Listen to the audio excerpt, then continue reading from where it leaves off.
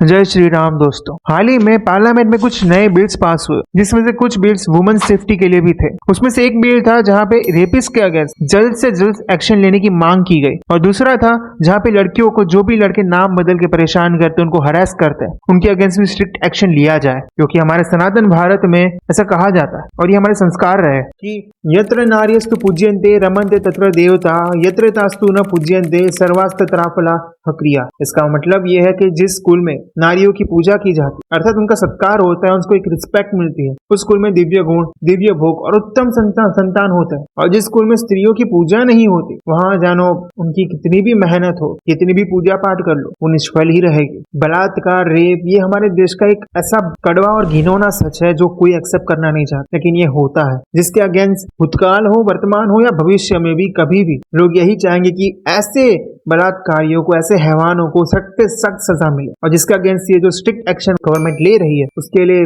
तहे दिल से उनको धन्यवाद। लेकिन इन सबके बीच मेरे दिमाग में एक सवाल आया, मैंने कुछ रियलाइज किया कि इन सबके बीच मैन सेफ्टी की कहां से बात आएगी। मैन सेफ्टी को क्यों इग्नोर किया जा रहा है? इस देश में मैन सेफ्टी की बातें क्यों नहीं हो रही है? इसी बारे में आज हमारे वीडियो में हम बात करेंगे, क्योंकि इस चैनल का नाम ही है लेट्स टॉक, जहाँ पे मैं अपनी बात आपके सामने रखूंगा संविधान के दायरे में रह के। आगे आज दो केस स्टडीज होंगी जो कि ओल्ड केसेस है, बट बहुत ही इंपॉर्टेंट है इस वीडियो के लिए, जिससे मैं आपको समझा सकूं कि इस वीडियो को बनाने का मोटिव क्या है। उसमें से पहला केस है विष्णु तिवारी।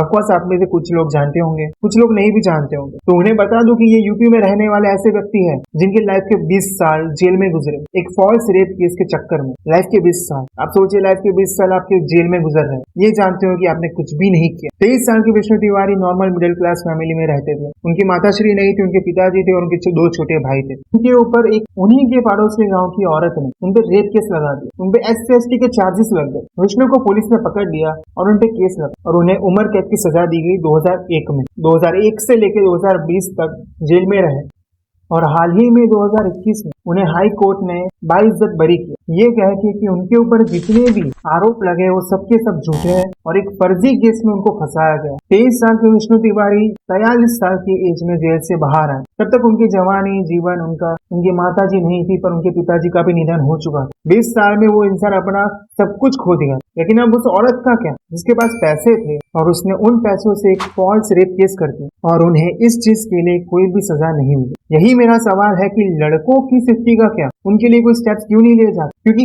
रेप सिर्फ शारीरिक हो ये जरूरी नहीं है, मानसिक हरासमेंट और रेप भी उतना ही क्रिटिकल है, इतना ही टॉक्सिक है जितना ये रेप। क्योंकि लड़के को फंसाने के बाद उसकी जिंदगी, उसका करियर, उसके माँ बाप के सपने सब कुछ चूर चूर हो जाता है, कुछ भी नहीं बचता। क्योंकि ये कोई छोटा मोटा एलिगेशन नहीं है किसी पे, उसकी पूरी जिंदगी का सवाल है इस पे। रेप इस देश की ऐसी कड़वी सच्चाई है जो कोई नहीं चाहता कि हो, कोई भी नहीं, और कोई स्त्री तो सपने में भी नहीं चाहेगी कि ऐसा कोई सपना भी आए। ऐसी चीज का औरतें मिसयूज करती है तो बहुत दुख होता है। सच में बहुत शर्म की बात है अगर ऐसा कुछ वो करती भी है। खैर बात है हमारे सेकंड केस पे, जो कि हाल ही की घटना है, लॉकडाउन की टाइम की, और बहुत फेमस हुई थी, बहुत कंट्रोवर्सी हुई थी।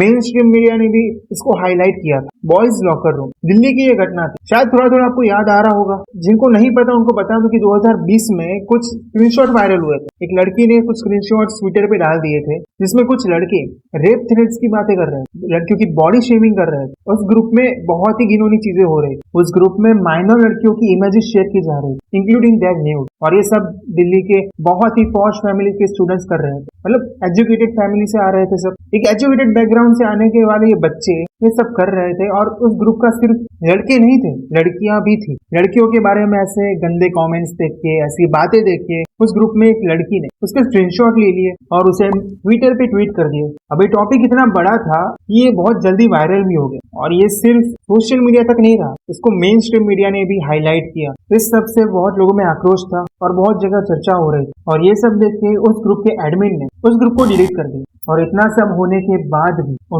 उनमें कोई भी शर्म नहीं रही। पता नहीं किस बात का घमंड था कि उन्होंने उस ग्रुप को डिलीट करने के बाद दूसरा ग्रुप बनाया, द लॉकर रूम 2.0। शायद पैसों को इतना भूत उनके सर पे चढ़ चुका था, उनका शायद बुद्धि भ्रष्ट हो चुकी, क्योंकि शायद उनको IP एड्रेस के बारे में पता नहीं था। मई में ये केस स्वाति म्यारवाल के पास पहुंचा, जो दिल्ली कमीशन की प्रेसिडेंट थी। उनके सामने जब ये केस लाया गया तो उन्होंने 2 नोटिस किया। एक नोटिस दिल्ली पुलिस तक गई और दूसरी नोटिस इंस्टाग्राम को गई। इंस्टाग्राम को उन्होंने नोटिस दी कि उनको इस ग्रुप के जितने भी यूजर्स उनके IP एड्रेस चाहिए, और दिल्ली पुलिस को ये नोटिस थी कि जो भी आईपी एड्रेस इंस्टाग्राम प्रोवाइड करता है उनकी लोकेशन फाइंड की जाए, उनकी डिटेल्स निकाली जाए। ये सब कौन है? सबके सब 15-16 साल के बच्चे, सबके सब माइनर। शायद पैसों के साथ इसका भी घमंड था कि माइनर है भाई, कुछ नहीं होगा अपना, कोई कुछ नहीं कर सकता। खैर इन सब के बाद दिल्ली पुलिस ने अपने काम पे लग गई और उसमें से एक स्कूल स्टूडेंट को पकड़ा जो सिर्फ 15 साल का, सिर्फ 15 साल। हाई कोर्ट ने दिल्ली पुलिस को नोटिस भेजी कि लड़के को अरेस्ट ना किया जाए क्योंकि लड़का माइनर था और इसीलिए उसे JJB means juvenile justice board के तहत जेल में डाल दिया। सब हो गया, 22 लड़के पकड़े गए, उसमें से कुछ लड़कियां भी थी, उन पे इन्वेस्टिगेशन हुआ। और इस बीच स्टडी में ट्विस्ट आता है, एक बहुत ही शॉकिंग ट्विस्ट, और वो ट्विस्ट ये था कि ग्रुप में जिस लड़के ने रेप थ्रेट्स की बातें की थी, जिसने प्लान बनाया था कि कैसे गैंग रेप किया जा सकता है, वो एक्चुअली कोई लड़का था ही, वो एक लड़की। आई वाज शॉक्ड जब मुझे ये बात पता चली थी कि कोई लड़की कैसे ऐसा बोल सकती। एक लड़की ने बस एक लड़के की आईडी बना दी और उस ग्रुप को हैंडल कर रही थी, उस ग्रुप में गैंग रेप की बातें कर रही थी। सवाल उठा कि इस लड़की ने ऐसा किया क्यों, और यही सवाल दिल्ली पुलिस ने उससे पूछा, तो उसका आंसर शी शेड कि वो बस लड़के को चेक कर रही थी कि वो क्या रिस्पॉन्स देता है अगर मैं ऐसी बात करती हूँ। तो जब एक लड़की को गलत तरीके से छुआ भी जाता है ना, तो उसके लिए वो हरकत एक नाइटमेयर बन जाती है। और उस लड़की ने उस ग्रुप में गैंग रेप की बात कुछ ऐसे कर दी जैसे वो एग्जिस्ट ही नहीं करती, ऐसी कोई चीज होती ही नहीं भारत में, कभी कभी हुई है ऐसी कोई चीज। बहुत दुख की बात है। खैर इन सबके बाद उन लड़की की और उसके दोस्त की इन्वेस्टिगेशन हुई और उन्हें छोड़ दिया गया क्योंकि वो माइनर थी और वो बस चेक कर रही थी कि लड़का क्या रिस्पॉन्स करे। तो इन सबके बीच में मीटू आ चुका था। मीटू एक संस्था है जो असॉल्ट हुई लड़कियों की हेल्प करती है, रेप विक्टिम्स की हेल्प करती है। और मीटू के आने से कुछ ऐसा हुआ कि देश में कई लड़कियों में, कई औरतों में हिम्मत आ गई। उन्होंने अपनी आपदा, उनके साथ जो हुआ है भूतकाल में, वो शेयर करना शुरू कर दी। इसी बीच और एक लड़की ने अपनी लाइफ की स्टोरी भी शेयर कर दी इंस्टाग्राम पे, जिसका नाम था भवलिंग कौर। उसने अपने इंस्टाग्राम पे एक स्टोरी डाली जिसमें उसने बताया कि 2 साल पहले एक लड़के ने, जो कि उसी के स्कूल का था, उसने भवलिंग को हरेस किया और उसे मॉलेस्ट करने की भी कोशिश की। इसी के साथ भवलिंग ने उस पैराग्राफ में उस लड़के का नाम भी मेंशन किया जिसका नाम था मानव सिंह। लड़की का कहना था कि दोनों की बातें हुई, अच्छे दोस्त बने। एक दिन मानव ने उसे मिलने के लिए बुलाया। भवलिन नहीं मान रही थी लेकिन आखिर में वो मिलने गई।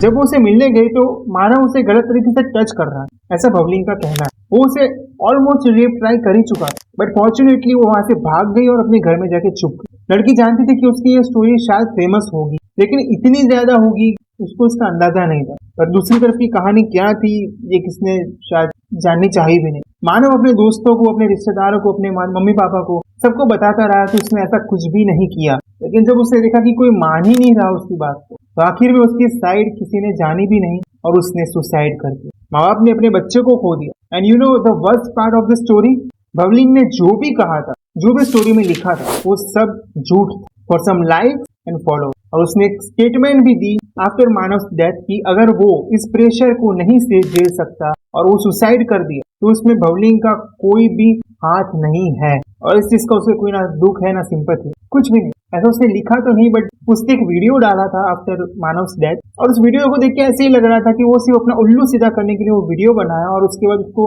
बिल्कुल भी कोई भी सिंपैथी नहीं है, ना उसके माँ बाप के लिए, ना उसको कोई दुख है, थोड़ा भी नहीं। ये दो जो केस स्टडीज हमने आज की, ये सिर्फ बताने के लिए, ये सिर्फ केस स्टडीज नहीं थी, ये बहुत ही घिनौना सच है इस देश का। ये भी एक पार्ट है इस देश का जो बहुत लोग इग्नोर कर लेते हैं, बहुत लोग इस बारे में बात ही नहीं करते। और अगर आपको लगता है कि ये जो मैं बोला बस बोलने के लिए बोला या ऐसा कुछ होता नहीं है, ऐसे कोई केसेस होते ही नहीं है, then I suggest you guys कि दीपिका भारद्वाज करके एक है जो इस टॉपिक में लगातार बात करती है, उनके ट्विटर हैंडल को देखिए या उनके यूट्यूब चैनल को आप देखिए, वहाँ पे इसी बारे में बात होती है कि कैसे एक आर्मी ऑफिसर पे भी फॉल्स रेप केस उनको फंसाया जा रहा है। इस वीडियो से अब किसी भी व्यक्ति के हेट देने का कोई मतलब नहीं है। मैं चाहता हूँ कि लड़कों को भी न्याय मिले, वो भी सिक्योरिटी जस्टिस डिजर्व करते हैं, उनके लिए भी लॉ होने चाहिए, उनके लिए भी सेफ्टी देखनी चाहिए। क्योंकि जितनी आसानी से कुछ असुर, हमारे यहाँ बलात्कारियों को असुर कहा जाता है सनातन में, तो कुछ असुर किसी मासूम लड़की की जिंदगी बर्बाद कर देते हैं ना, उसी आसानी से लड़कों की जिंदगी भी बर्बाद की जा सकती है। अब अपने पॉइंट ऑफ व्यू आप रखें अपने इस कमेंट बॉक्स में और बताएं कि आपका क्या सोच है इस बारे में। धन्यवाद यहाँ तक सुनने के लिए। जय हिंद।